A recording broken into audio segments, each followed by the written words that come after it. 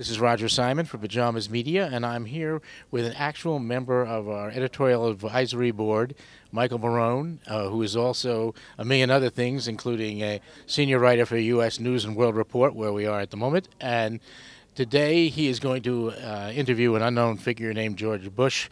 That's why he's in this very fancy suit. Is that true?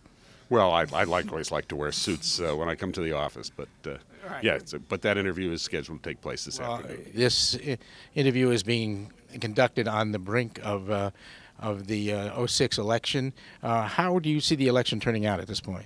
Well, I see the election sort of poised on knife's edge. I mean, the Democrats hope to pick up 6 seats, win majority in the Senate. They've got significant leads in 3 seats, and you've got 3 others that are mostly within the margin of error when you look at polls. So that's up for grabs. You look at the House races. I did a count yesterday just based on my own interpretation of the polls, some science and some art involved. I projected that sure or leaning Democratic among the 45 Republican seats that are listed in realclearpolitics.com.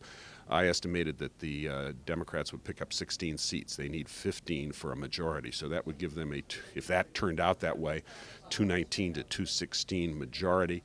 I also listed 19 seats as lean Republican. Now, other analysts, let's say an optimistic Democrat or a pessimistic Republican, might well put some of those 19 that I count as leaning Republican, leaning Democratic. The fact is, there's an error margin for all of our predictions here, but it's entirely possible for the Democrats to pick up a majority in the House.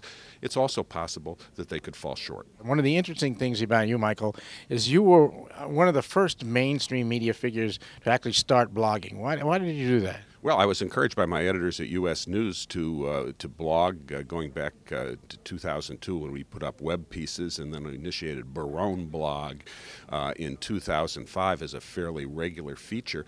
I see it sometimes as the sort of things you used to say at the water cooler, or its functional equivalent to your colleagues, the conversations you'd carry on. And blogging also has the additional advantage that you can refer your reader through a link to a whole mass of supporting material. You're not limited by space. You can blog long or blog short. When I write a column for U.S. News, it has to be about 740 words.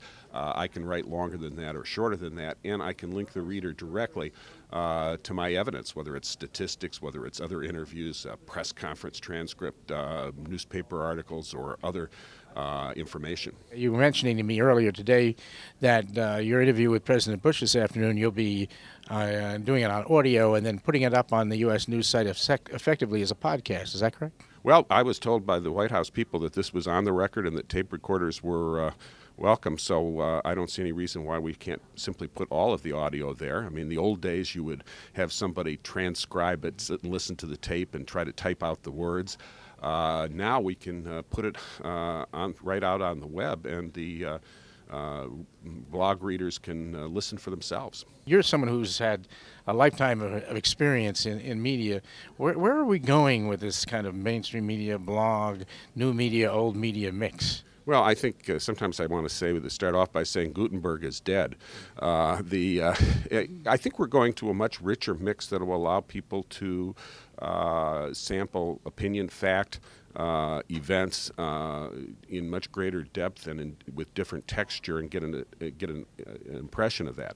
I had a theory in the 1980s that you could cover presidential election campaigns in 5 rooms if you could get admitted to them.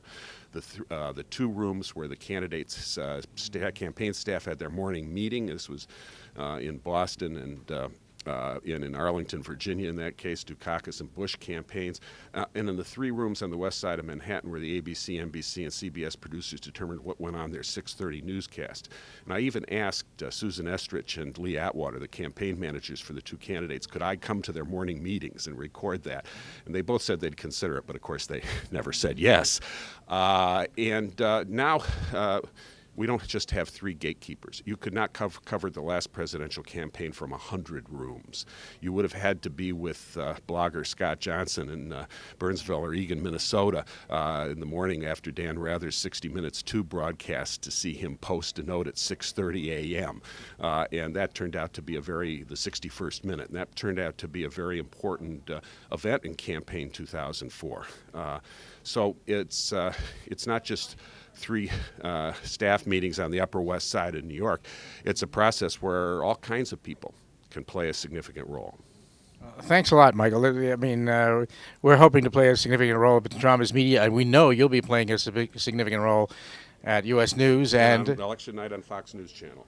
We got it. We'll all be listening.